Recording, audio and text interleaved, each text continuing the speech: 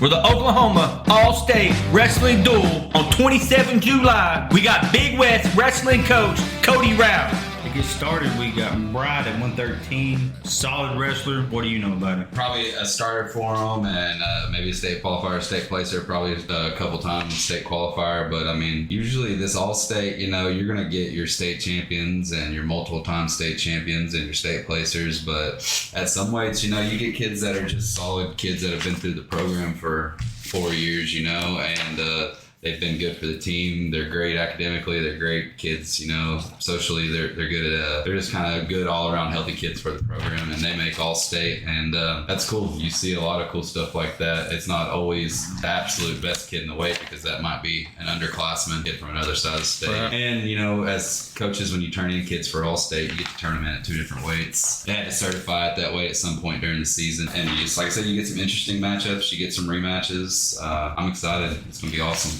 So for 113, we got Christian Forbes. I believe he's signed at University of Oklahoma. He's been around forever. I don't know if he might have won it this year. You got it up here.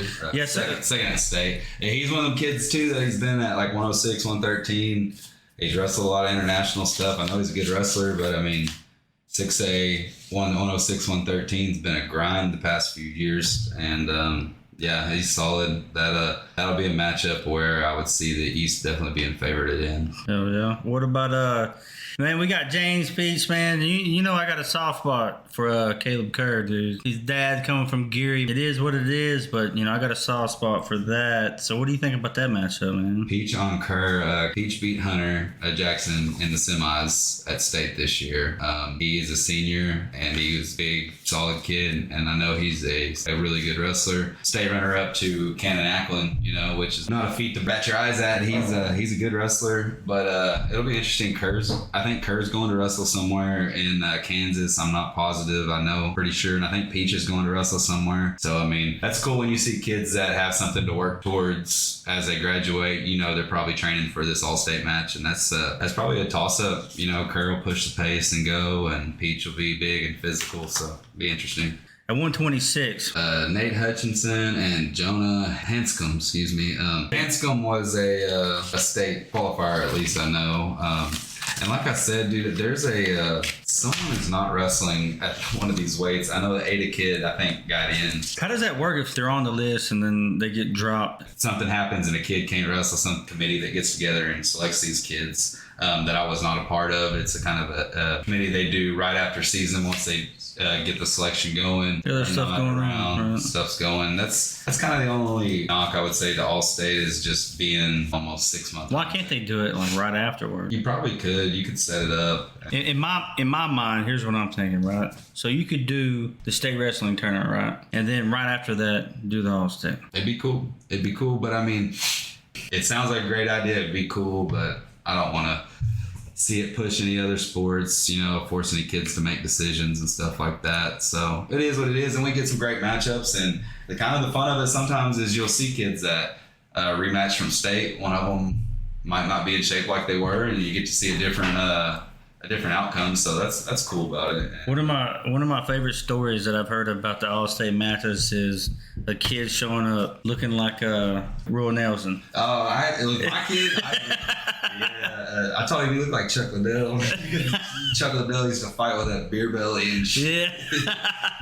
Yeah. It was somebody like that just he showed up and he won state at 182 and wasn't that was his career. After that he was done and had a great career, and he's wrestling a kid that actually won D2 Nationals this year for UCO. No shit. Yeah, from Cassia Hall, really good wrestler, and so he shows up, and I think at All-State, they try to give you a 10-pound allowance. They want you to be within 10 pounds, and 192 is what he needed to weigh. He weighed like 220 or something ridiculous. Just And he got whipped, and rightfully so. It was cool. It was memorable to say the least. That was probably one of the greatest father-in-law, son-in-law moments, because father-in-law always talks about all you need to do is have a good double, because you know what happens if you don't get the double. You can get a single. And once you get them down, you got a good half. And sure as shit, he was wrestling that Tuttle kid, half team pinned him. Took him down, half team pinned him. My father-in-law took me, and I was like, all right, I got you, man. He, when you're 6'5", wrestling That helps. 182, he was mean, very unorthodox, and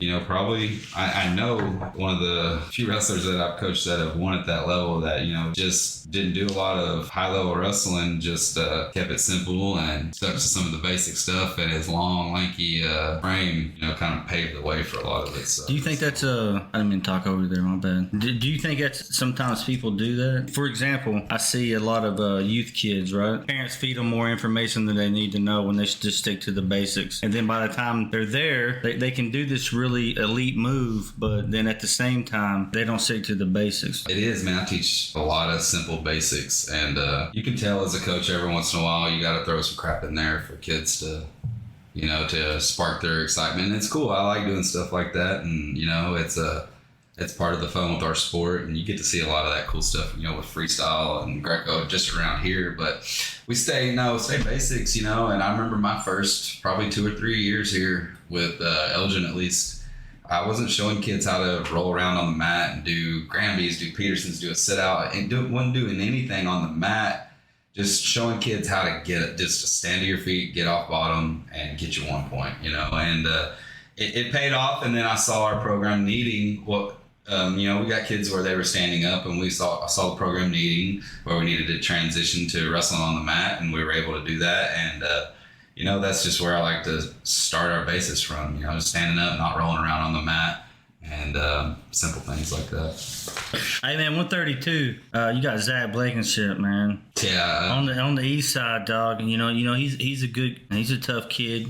But he has to wrestle the Brown kid from Midwest City. That also wrestles for Kerr. That he took third at state. So Brown's solid. Brown is a good athlete. I know that. I've seen him wrestle since he's in 8th grade, at least, with some other kids from our school, and he's a great athlete. Placed at a tough weight at state. Just a good, solid wrestler. I don't know what his plans are after this and everything as far as wrestling in college, but I do know what Blankenship's are. He's signed at OSU. Phenomenal athlete. The explosion in someone that size is ridiculous, and that'll be a match where they're highly favored in. Kids like that need to wrestle in this.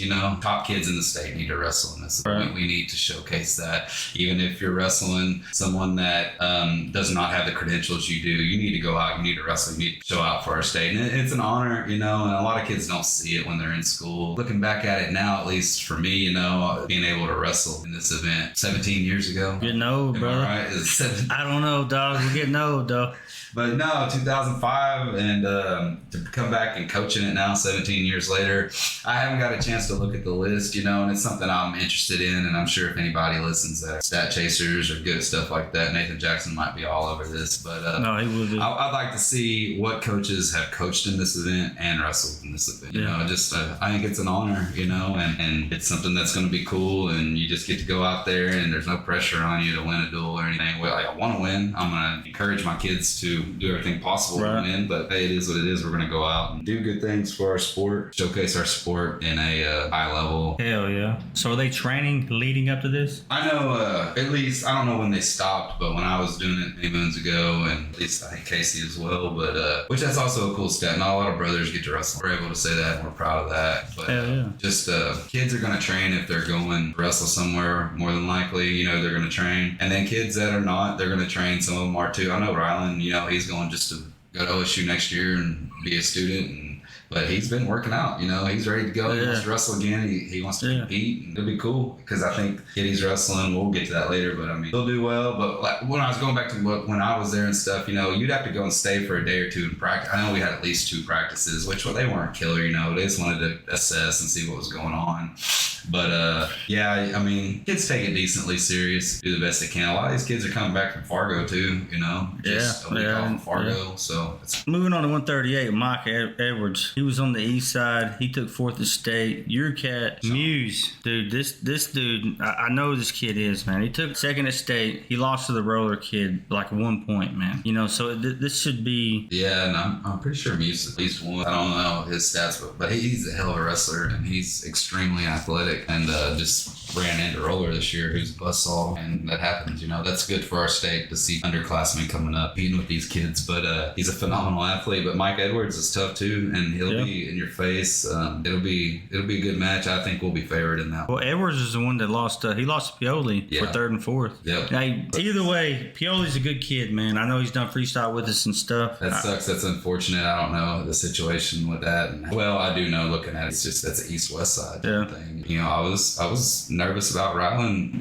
because the Mustang kid's a two-time state champion as well and a great wrestler, and him and Ryland just on the same side of the state. Until the end, Ryland deserves to be that guy, dominant. Right. He had in the past, 2 seasons, let alone 3 and 4. He had just a great solid career. But no, I think Muse to be favored. Okay. So 145 for your side, we got JP Martinez. Now JP Martinez, so he gets second at regionals, right? Yes. And he goes back at state and wins the rematch. What's the dynamics when you're wrestling somebody in the state finals, third or fourth? What's the mentality coming into that?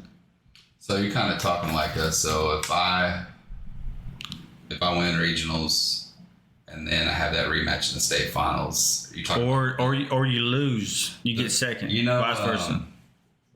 My sophomore year, I lost in the finals at regionals, and then didn't have the rematch at state. He got beat in the semis. So, that was one of those unique opportunities. He was a bad match for me. He's a big, strong senior. It was a bad matchup for me. And he got beat, and then it ended up being a little better matchup. The kid I never wrestled before, and it happens. But, having that, getting beat, it just depends on kind of how the match goes. If you're controlled the whole match and stuff and things like that happen, you're like, dang, all right, we got to figure something out. But if you find some sort of light in the end of that match, if something motivates you at the end, whether you escape with 10 seconds left or you ride a kid out at the end of a period, that's a good feeling going into, because going into that match, all right, here's an opening, now I just got to pounce on it. And then vice versa, if you're the kid that wins, I didn't have a state final matchup until a regional state final matchup until my senior year, and pinned him in the finals at regionals in third period, pinned him in the finals at state in third period. But they were tight matches, real tight matches, and honestly, I pinned him at regionals, but my mindset going from regionals to state was not, I pinned this kid, I'm gonna win state. It was, all right, maybe I caught him, maybe I got lucky here. I need to find other ways to close doors so it's not that close, and just found the same opportunity. It happened, made adjustments, and it was good, because that kid had beat me 2 weeks previous in the Chicken Shake finals, or 3 weeks previous, and I remember my adjustments from there to regionals, and my mindset was there's nothing I thought about with him every single day until we won that match. And then I knew, and it might not have been his, but me thinking as a competitor, I thought he went home every single day and was like, I'm gonna do this, this, and this. So it motivated me, and having a good mindset and being able to do things like that is what I'm trying to pass along to these kids, letting things like that motivate you mentally, and how to win these mental matchups, because that's mental warfare right there with your opponent, it is, yeah. And the mental warfare is a big part of it. And I don't know, I think I see kids nowadays doing really, really well with that, because kids are in fighting competition, and not running from weights. You just see with the whole Jordan Williams, John Wiley, Ferrari, weight this year. Them kids could have bounced to different weights and done fine, and but no, they all stayed there. They competed, and they had that mindset. And it's just interesting, because those kids are kind of a level where they know this isn't the end. I might not have won state my senior year, but I'm gonna see these kids later on in NCAA or something like that, hopefully, and all three of those kids have the capability to do something like that. When it comes to that, who do you think has the advantage coming into the rematch at state? For example, Randy Couture. One of the biggest things he always said is that when looking back on him in the Chuck Liddell matches, the 5 matches, and I bring up Randy Couture because he was a wrestler for OSU back in the day. But he always said the person that loses has the advantage based off how he lost, right? I agree. But I mean, then that puts me in this weird headspace where I'm like, man, am I praising kids for not winning, or do I? But it is all about how a match finishes, and that's how, like, when we preach to these kids in practice, you know, hey, you're winning the match by 8 points or something, or 7 points. It's not a team situation. It's a you versus person situation, and you're wrestling on that season. You're winning by 7 or 8 points, and with 30 seconds left, you let this kid reverse you or escape, and you just kind of, you know, you win by 6 or something like that. That person has something to build on. I feel like if they're coached right and they're motivated right, you know, they're going to build on that, you know, 100%. But I think you nailed it when you said if they're coached right, because I think I think it's coachability, right? Because even if you win, they have to know what they did wrong, right? And they have to know how they can improve, because that person that lost knows he did something wrong. He lost. You know what I mean? And you know what's weird with that too is then you get like the parent that doesn't see what you're doing as a coach, and they're like, why isn't that coach ripping my kid's ass? He just lost by 7 points. And I'm like, no, your kid did something at the end that we're going to build on, we're going to motivate, and we're going to close the window. And you're going to see at some point in this season where we might not win the next one. It might be a closer match where we're in overtime or something, but then we're going to win that next one. We're going to close that gap. And that's a coach needing to realize, hey, I need to build on this kid instead of dog him. There's a time where you need to get on the kid and say, all right, this is what happened, and you're not going to find a lot positive to say, and you have to know your kids when you're doing stuff like that. But good, strong-minded kids, you can challenge like that, and you can challenge them to do stuff like that mentally, and it'll work in your favor. So like I said, it's one of those mental warfare things you have to do as a coach, and it's cool. I like things like that. I like being able to give kids positive mindsets and things to build on instead of. But when I was saying what we preach in practice is don't give that kid that if you're on top. Pound that kid's ass into the ground and drive your toes into the mat, keep their face into the mat until every single second ticks off that clock, and then you get off of that person, and that person's thinking, all right, shit, what am I going to do to go back? There's no window this person gave me, and then that's where you get to that level, and especially in high school, where that kid will go back and be like, I'm not going to work. I'm just going to get through. That's a kid I can't beat. It is what it is. I'm not going to outwork them. But people that have that mindset that you need to have to be a successful wrestler or a successful human, or successful in your job or anything like that is, all right, I'm going to go back, get to work. Let's do it. At state this year, there was a kid that lost. I walked up to him and I thought, man, it's okay, dude. You made it to state as a freshman, all right? My senior year, the best I did was 5th at regionals. I never made it to this game show. Just be proud of what you did, right? But as I walked off, I was like, man, shit, I don't know if I should have said that.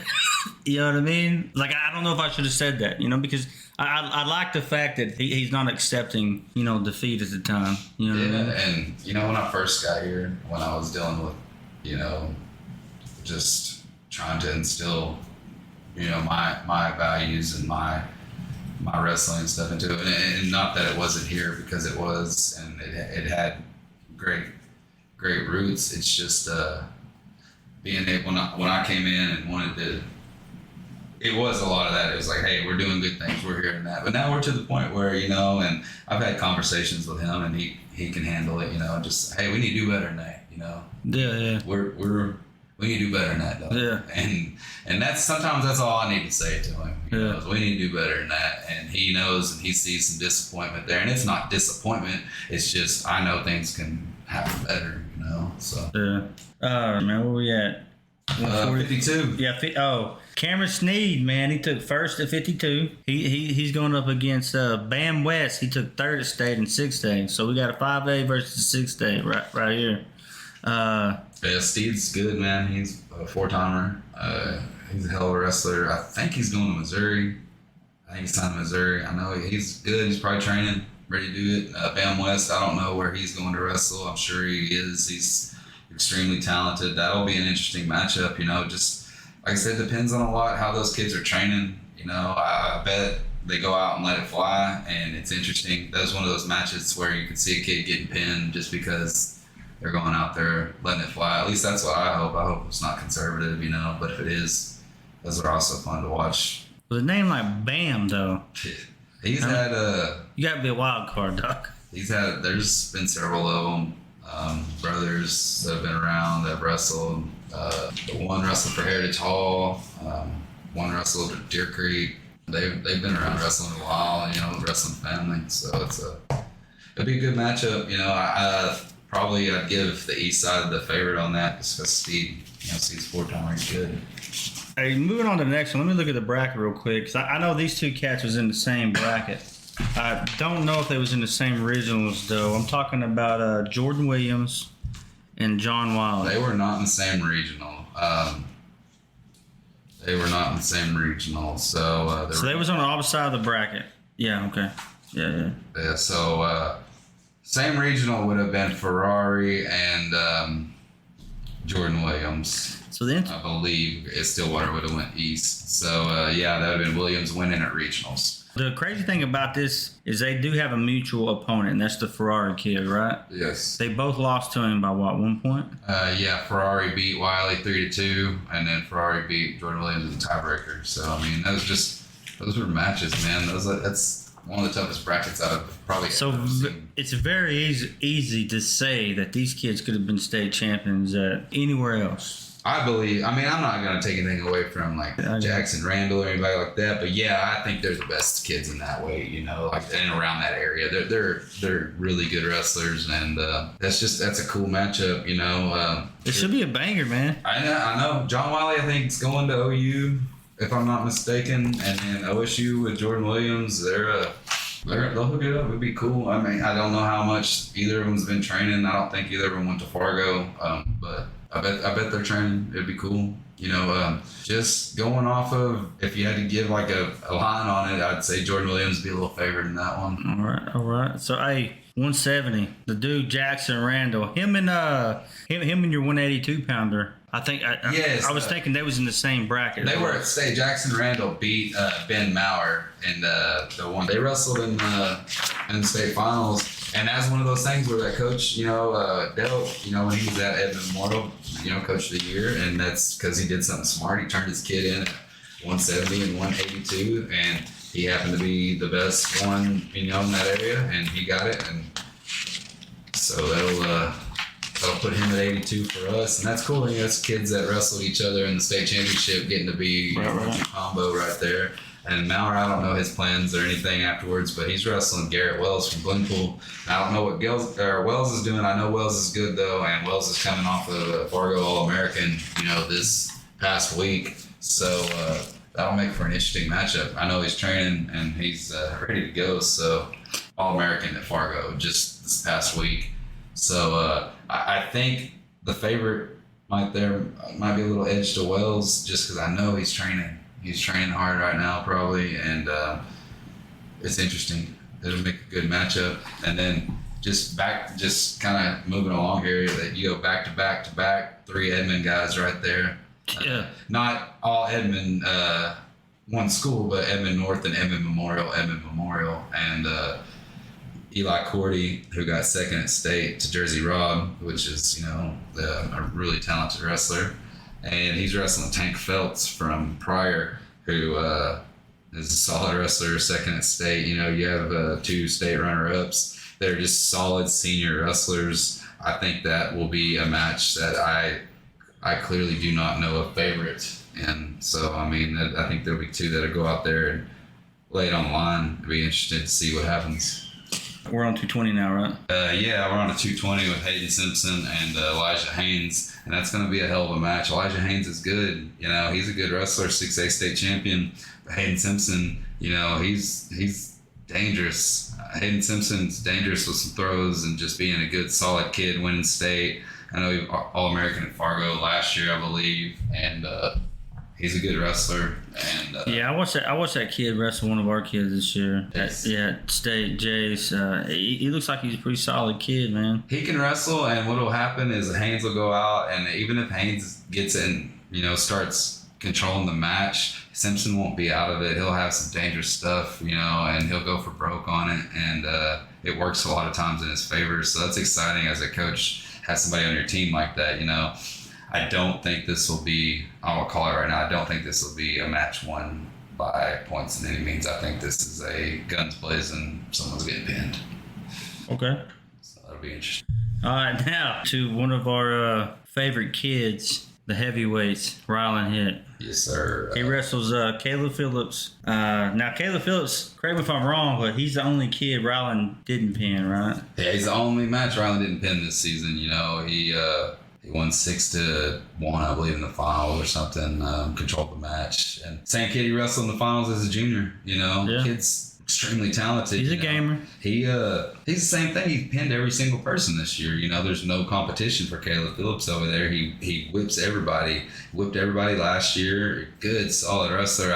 He's going to wrestle at Oklahoma Westland, I believe. Don't hold me to that, but I know he's going to compete somewhere, and rightfully so. He's good. He just ran into Rylan, who's an absolute buzzsaw, and it's just a different type of strength when you wrestle Rylan. And the rematch, I'm sure, is going to be a good match. Because Caleb Phillips, like I said, if he's going to wrestle, he's training. So they'll be ready, and it'll be a good match. Rylan's a gamer, and Rylan will want to go out and dominate, and wouldn't be surprised if Rylan went out there and did the same, or if it was a tighter match and made it interesting. It is what it is. I hope it's good for Rylan, and I hope it's just good for heavyweight wrestling. In large school, all state, and like I said, just Rylan's.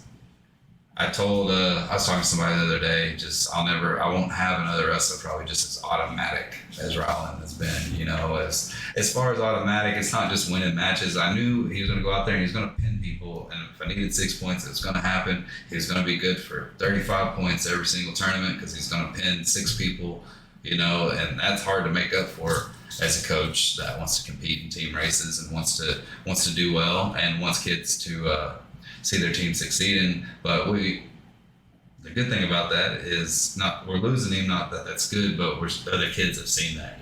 Jace, Colin, Hunter, move forward, and everybody around there. They've seen the domination. They've seen how it's happened, and they see the work ethic. They see how it happened. They saw it develop. They know. Yes, Rylan is extremely blessed to be stronger than just an ox, but they've also seen him in there working his butt off in the weight room, doing all the right things, being a good person, taking care of what he needs to take care of. So it's just good. It's good to have that in your program. I had it with Jacob Butler. He was a great example where kids could not say anything about his work ethic, and they could not say that he won matches because he was lucky or Rylan was lucky by any means. They saw it physically happen, and that makes your team better when they see that. They saw that it wasn't easy, but it's not going to be easy. Speaking of Rylan, there was a story that you told me about a tournament y'all was at this year, and Rylan pins this kid that was just out of this world physically looking. When you explained to me the excitement of the crowd and his parents, dude, that gave me chills, man. I'm trying to think who the kid was. But you said his dad stood up and flexed real hard. Oh, it was Rylan's sophomore year. He beat Webb, who was 3-time state champion, going for his 3rd that year, nationally ranked. One of the strongest he's huge. He's we got Brock Lesnar out there. And he did, man. He's huge. And Rylan goes out there, gets down 5-0, gets put in a cradle, and dude holds the cradle for a minute. Could you imagine putting Rylan in a cradle and holding him for a bad dude, man. Can't pin him, holds him there. Bad dude. But it's crazy, and I saw it happen in the match. Rylan gets out of the cradle, gets on bottom, loses 5-0, still alive, gets an escape 5-1. I looked at that kid's eyes the second period. I said, "Holy crap, he's dead tired," because he's held a cradle with a 300-pound man for a minute, and good things started happening. We started to push the pace and just broke him to the point where he couldn't walk. Pretty much just rolled over. Rylan pinned him, and it was awesome. And that was the turning point, where I saw Rylan go from, all right, I'm a good, talented wrestler to I'm that dude. Right. Let's go, I'm that dude. And that was cool, just to see his dad's excitement, to see our team's excitement for kids, just to see that happen, and to see somebody of that physical nature get beat by somebody that just outworked them, and just outworked Right. them, and taking nothing away from that kid. That kid comes from a long line of hardworking, strong country, just great wrestling family. It's just found a way to get it done. And like I said, Brown's special, man, and he'll be a great, successful human one day. So as a coach now, you are awarded 5A Coach of the Year this year, and now you're coaching All-State, right? What does that mean to you, being that you and your brother both got the opportunity to wrestle in All-State? Now here you are coaching in All-State. What does that mean to you? It's special, man. I see all these coaches that have been here before me that were around when I was wrestling, and I respect, and just to see the young group that I've been around, that I've either wrestled with or have connections with, and just to see that wave coming through and being able just to coach their kids and to coach these good kids in the state of Oklahoma means a lot. I appreciate the honor, and I'm proud to have a lot of hard work recognized. I mean, I try not to ever boast about anything, but there's a lot of hard work put into this, and just a lot of time, a lot of effort, a lot of family sacrifice, and it's just, I like to see it come to fruition. And being able and fortunate enough to win 5A Coach of the Year is cool, because that's an honor that's chosen by the referees, so that makes me feel good that I'm not being an ass to the rest anymore, and unless it's absolutely necessary. And Right. and they more than anybody get to see how your kids are developing. Right. They see the relationship you have with your kids, and they see how your kids behave on the mat. And some of the greatest compliments is, I'll have a referee pull one of my kids off, and my kids are not perfect by any means. They'll act like asses after matches. They'll celebrate. They'll do things that they're not typically supposed to, but they're also teenage kids, and I understand emotions. But I've had a referee pull a kid aside and say, "Hey, Coach Rowell will strangle you if you do that again." And that's cool, man, because they know that most of my kids, they fall under that line where we respect the sport and we respect what we're doing, and they see my kids developing, and they see our program developing, and it's like I said, it's a lot of hard work, a lot of time, and it's not just me and my family by any means. It's our community and our coaches that help out, with every single person that's been involved. Carter was great this year, and Jack coming in is going to be great. But you and Nathan and Chad and just Vidal and every single person that's been instrumental in our program and gone in there and put in time with these kids is crucial. It's crucial, and it's appreciated, and we're headed in the right direction. And it's one of those things where I would be lying if I went into every single season not wanting to be Coach of the Year. I want to be the best. I want to be the best. I want to be the best coach I can for these kids. I want to do everything I can to give them the best version of myself and my staff and our community. And it's cool. It's just something I've been looking forward to it all summer, just because it's been a great summer of recharging, training, getting kids right, getting our mentality right for a school year where we have big expectations. We have big expectations as a football program moving up to 5A. We're not anybody's stepchild. We're going to go in there and we're going to compete, and we're going to let it be known that, even if we do take any lumps, we're going to assess it and build, and we'll find a way to get better. We're smart enough as a coaching staff and as a community to get better and to compete. In that aspect, we have big expectations for a wrestling team this year. I think we'll be extremely, extremely good if pieces fall in, kids stay healthy, and we just continue to train the way we need to train and get kids developed to where they need to be, So, but back to the All-State, this is kind of just the end of the summer, and then, the next week we go into teachers meetings, and then practice starts August 9th for football. School starts the 9th, and we're running, we're ready to go. But I'm excited to see this group of seniors go out there and wrestle, and it's an honor to coach them. And it won't be me going in there with any strategic mindset as a coach. It's just encouraging. These kids know how to wrestle. I can help them in certain situations and positionings, and maybe when they're not thinking clearly, be able to give them an avenue. But these kids know how to wrestle, so I'll go in there and just enjoy it. And it's just an honor to do something like that. And it's a big event. Bixby High School, Wednesday next week.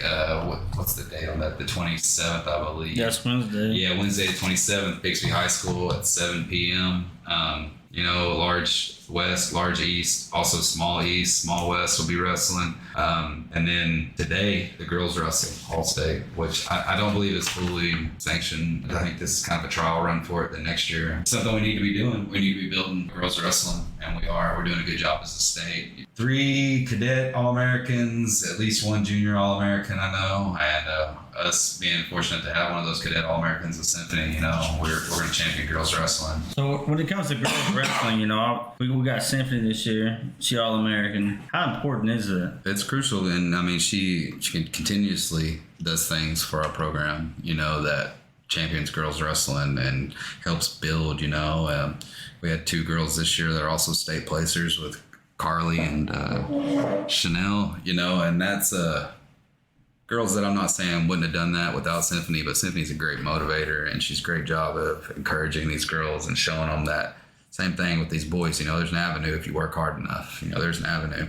and those are 2 girls that not even speaking of Symphony, speaking about Carly, and Chanel, they're state placers that, Carly being just a first year wrestler, Chanel being a second year, they have an avenue where they could go wrestle in college if they wanted to now. They have the athletic build, they have the mindset. So it's a different out for them, different outlet, and Symphony helps pave the way for that. She's fantastic, and her going an All-American it was cool because as a coach, I've seen her set the goal and accomplish the goal so many times. Right. So it's great. That's what you want, and a lot of coaches and a lot of people see that from the outside. They say, oh, well, she gets coached, she gets trained by all these other people. That's fantastic for me. I want that. I encourage that, just because, she needs to see this. She needs to be involved, and she has fantastic coaches that coach her throughout the summer. And I trust that they're doing, things that are nothing but for her benefit, because Oklahoma has fantastic coaches like that. And I'm proud, and I'm secure as her coach to know that it's not going to change what she does when she comes back here. It's not going to change the person she is. It's not going to change the leader she is in here.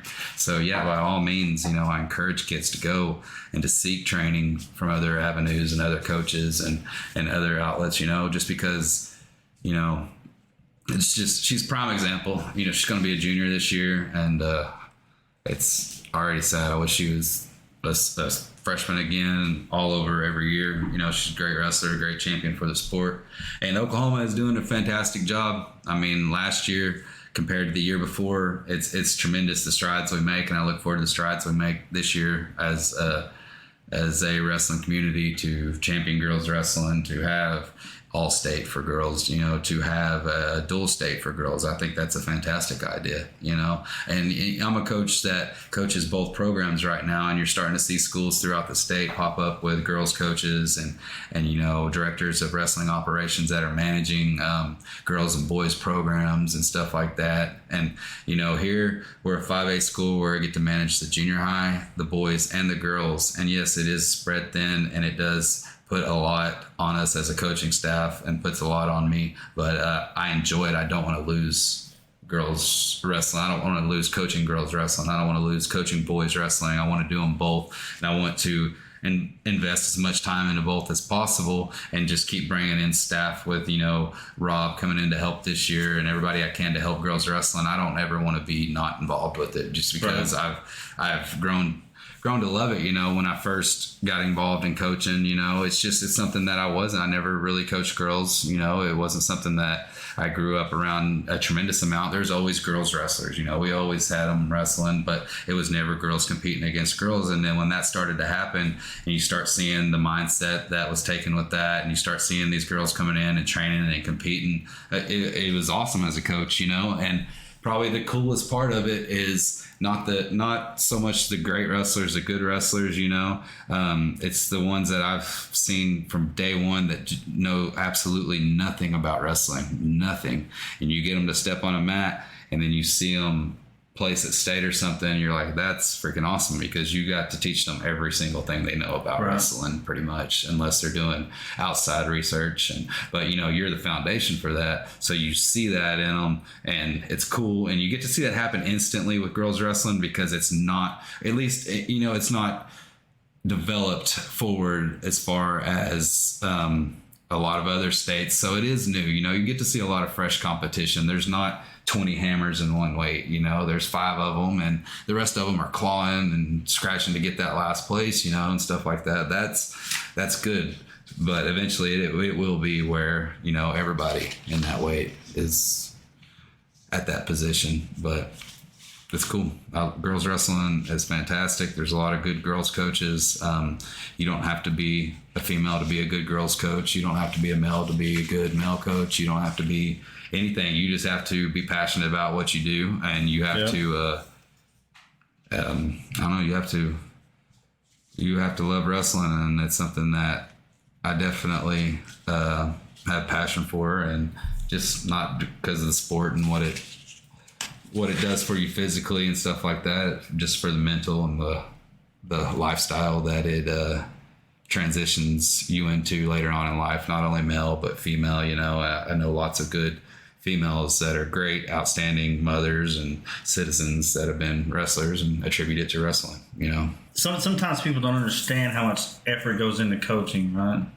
When I was going to college, I had the opportunity to do my internship with you, right?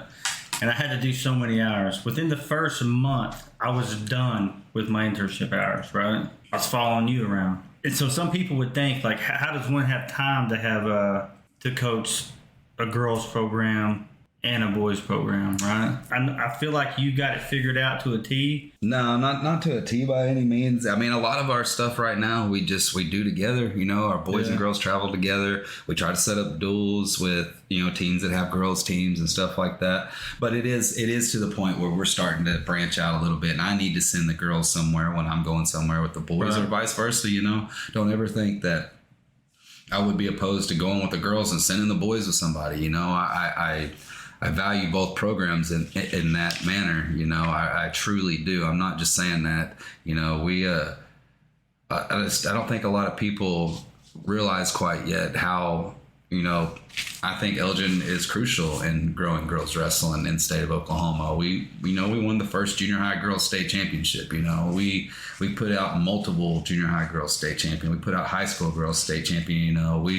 We're doing everything we can to champion girl wrestlers down here. So it's something that I want to just make sure that people are aware of, and just that we're doing everything possible to be recognized and to put girls out there at the forefront of this movement for girls wrestling. But as far as managing the time, it's something that never turns off. It never does. It's 24/7. You can ask my wife. Some days I will absolutely lose my mind, because I'll show her, I'll say, hey, look, there's 45 text messages here from 45 different people. And it's overwhelming at times, but you handle that, and she'll say some good stuff sometimes. It's just that, isn't this awesome that you're getting, people depend on you to do this. People need this to happen. And yes, it is. And I'm glad I can be a part of things like that, because when I transitioned from selling medical stuff and going into this, I didn't want to do that just because it was a 24/7, you're always on, but it's on for something that I truly was not passionate about. I wasn't, it was there so I could make a dollar and have a living. Now, I want to invest into this because it's the bigger picture. It's not just going and making a living. It's because it's something I care about and something that I'm invested in. So it's not the mindset is not I go to work. It's that, you're going to invest every single day in something that it's going to grow your community. It's going to grow, for your children coming up through the program, coming up through the grade school system, so it's overall about the big investment and not working so much, but doing a better job of being able to manage time when I'm not wrestling to just focus on other things, focus on things that I'm passionate about outside of coaching and sports. And it's good, when you're 35 and you can start to figure stuff out like that a little bit. You know, Cody. But shit, it'll slap me in the face here soon. Don't worry. You know, that's what life will do to you too. Just when you got things going and you're trying to establish something, there's going to be some sort of obstacle. There's going to be some sort of adversity. You know, a la Coach Wyatt been preaching all summer. There's going to be some adversity. You know, and how you handle that adversity is probably the most important thing. And having a great support system with your friends and family and school system and community is good. What I like about your situation is where you're at now is you're also not only coaching wrestling, you're also coaching football, right? You're helping out with that. Yeah, and I love it. I feel like y'all got a really good support team. You talked about it a little bit in our last podcast as far as that goes. But, you know, just me personally, having the chance to be around y'all guys a little bit more this year, I can see it now. You know what I mean? So what is the dynamic when you see a football kid come out there, right, and you know he plays different sports or whatever, what is that dynamic like? You know, for example, I was talking about the kid the other day. We was talking about him. The kid that had the good grip that was hanging on. I'm like, oh, man, we need to get that kid to wrestle. He got the grip, you know? Yeah, and I try not to jump on kids, like, right off the bat right there, because they know when they see me, like, coming around, they're like, golly, man, this dude's going to hound me to come out and wrestle, you know? Yeah. But, no, I just try to get... And I think I've done a better job of that, you know, the further I've came along in my coaching career is getting to know the kids first instead of just saying, hey, come on. But I've had several of them, Diego and kids like that, like, hey, dude, come on, you're going to wrestling right after football as a 7th grader. You're a little fat kid. And he developed into a fantastic athlete, a fantastic human, and someone that I'm so proud of, you know, just to see not his physical and athletic development, which was cool, but to see his development as a human being and mentally, and it's interesting. But a lot of times, man, when I see the coaches talking and stuff, I've seen you teaching them how to wrestle. Oh yeah. You know what I mean? So what does that tell me, right? Like, what I mean, and what I hope my peers view me as this is, I hope they see how much I do pour into. And it's not their and our type of thing, but their program, you know, their football, it's his baby, just like wrestling's my baby. And I hope they see how much, you know, him and the other coaches see how much I pour into it. And because they reciprocate, you know, and they come to wrestling matches and they encourage kids to wrestle and they encourage kids to do things like that. And not only are they just encouraging that, they want to know about it too. They want to learn. They want to know what the benefits are. And as they should, as any good coach should know. If you have athletes, like I know where my athletes are going. When I say my athletes, the wrestling kids, you know, but the football kids are just as much my athletes. I have kids that don't wrestle that I'm just as involved with as kids that are, you know, wrestled since they were 5 years old, you know, and it's cool to develop those relationships. And those are the relationships that people wouldn't expect. You know, you wouldn't expect me to be, you know, and this is just a wild example because our kicker wrestles, but you know, could be best friends with the kicker, you know, and you never think the wrestling coach and the kicker, you know, but, you know, I can maybe do something for him mentally that no other coach could do, you know, and just little things like that, you know, that's how you find good things in your coaching staff and your school as a whole. You know, you find things that other coaches can help you with, and not only can they help you with what will help their program, you know, what's going to coexist together and make the best athletic environment for Elgin, you know, and that's kind of where I think we're headed, you know. I think we're headed the right direction as far as we're not creating sports specific kids by any means. We're creating kids that are athletes, and that's what we should be doing. I feel like, I mean, and you want me to dive off into it, I'll get into just what we should be doing as a whole is encouraging kids to stay busy and do things like that, because you know, there's no big secret, or at least I don't think, when you get kids to behave, you know, or you want kids to stay out of trouble, I'm always going to be a champion for put them in a sport, keep them busy, send them to a practice 4 out of 5 days a week, have their asses every weekend, go somewhere and do something, or, you know, just be involved in something, do something, you know. It's usually the best cure for keeping kids out of trouble. Let me ask you this, and you know, as a coach, how long have you been coaching? 5 years? This will be my 7th season. Yeah. Seventh season. Yes, Okay. So, what's one of the biggest hurdles you've had to deal with kids? And let me narrow this down for you a little bit. You see a kid, he has the potential to be great. They're there, but they only got 4 years to show it, right? How does that translate to you? What's one of the biggest hurdles, one of the biggest mistakes that kids make? And hell, to be honest, I mean, the parents make. Yeah, I see. And there's goods and bad. Kids will compete just within whatever bubble you put them in. You know, if you have a kid and, you know, you put them in the bubble that, hey, we need you just to compete for, you know, just to be out. We need you just to be out here, you know. As parents, you know, if you're a parent, you say, we just need you to be out there, buddy. You know, just be involved. Your kid's just going to be involved, you know, and they play a little bit. They get some time. Cool. If not, yeah. And that's fine. You know, some kids need to be that. Other parents will put their kids into a little bit, hey, you need to start. You need to be a starter, you know, but then other parents, and then some people are unrealistic with it, you know. Also, they'll be like, hey, you need to be the best in the nation right now, you know, and it's very unrealistic, you know. So your kids will kind of compete in what bubble you put them in a little bit in that sense. But as far as a coach, it's the same thing, you know. You've got to learn to get them to one. It might be, yeah, we need to compete to be that starter, but then as soon as we're there, we need to develop a mindset that we need to be the best. We need to be the best on the team.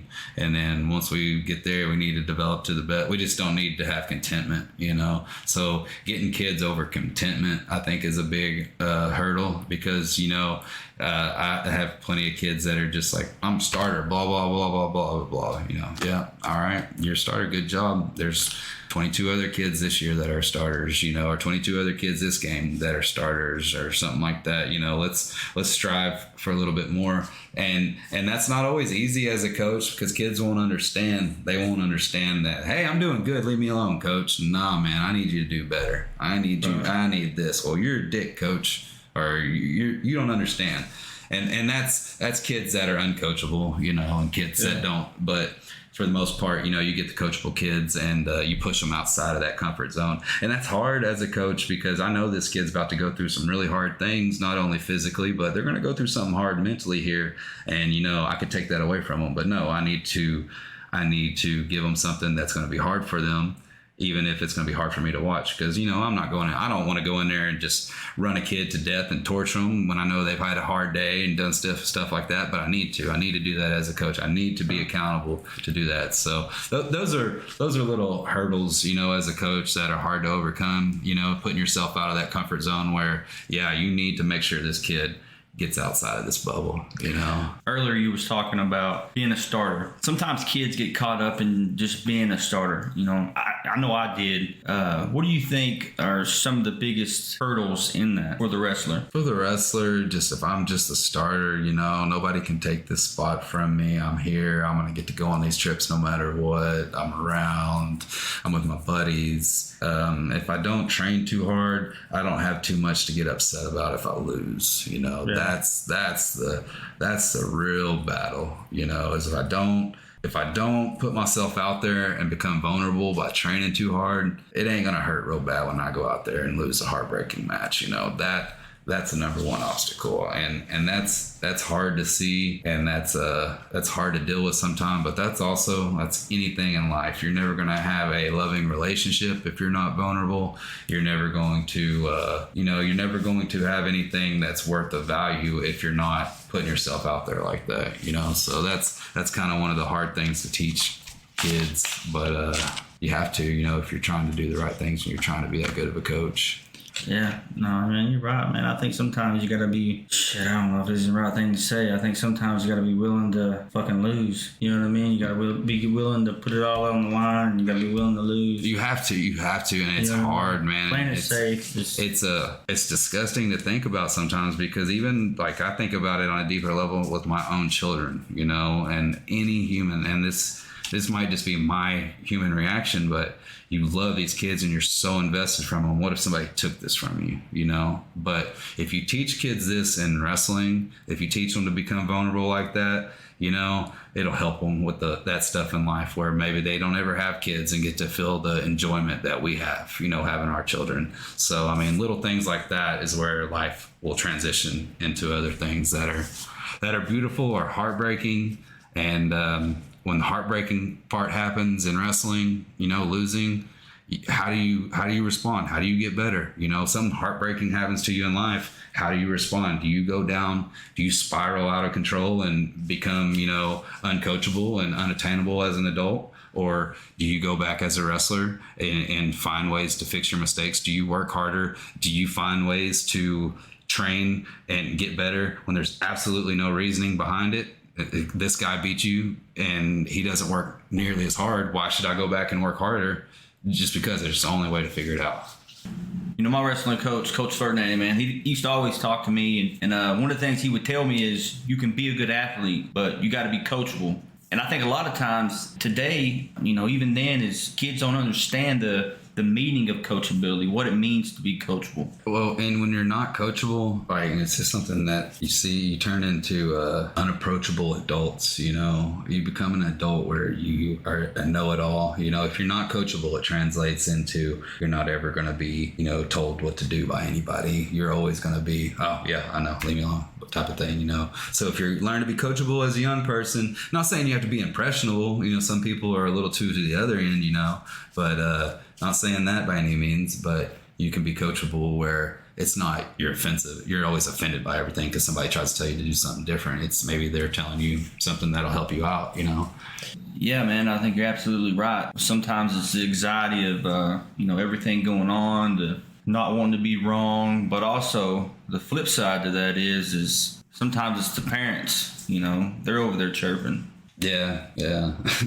And it's just, it's unfortunate that some people take it to that. And some people, I mean, not saying that parents shouldn't. I mean, parents should be involved and they should question things if something's not right. But it's just all about how you approach things, you know, and how you approach it. To me, I'm not ever going to be defensive unless you just come at me like hot, you know. Hell, before we came out here, I was about to karate chop my wife in the neck because I was trying to cook something and she turned the pan off because it was burning or something. And I wanted it to burn like that, but I'm just like, come on now. Trying to get that crisp black on there. Don't come at me like that. But I know what I'm doing. That's it's just one of those things, man. Parents a lot of times just need to take a step back and let because a lot of times, and at least in my case, at least trying to tell you this and trying to show you by my examples, I'm there because I want your kids to be successful. I'm not there because I have an ego or I need to have some sort of fulfillment by making this happen. No, I do not. I'm coaching because I want what's good for this kids, what's good for this program, and what's good for, you know, like I talked about in the last podcast, deep down selfishly, what's good for my children is having good children around him, having successful kids around him. So it's one of those things where I guess I hit on it there. You got to be a good example of that. You can't just talk about it. You need to be that example. And there's someone's gonna bitch, someone's gonna be pissed, and you got to go about your business and try to manage that. And how you manage that mentally is important as well, because you're not always the worst person. You're not always the best person. You know. That's right.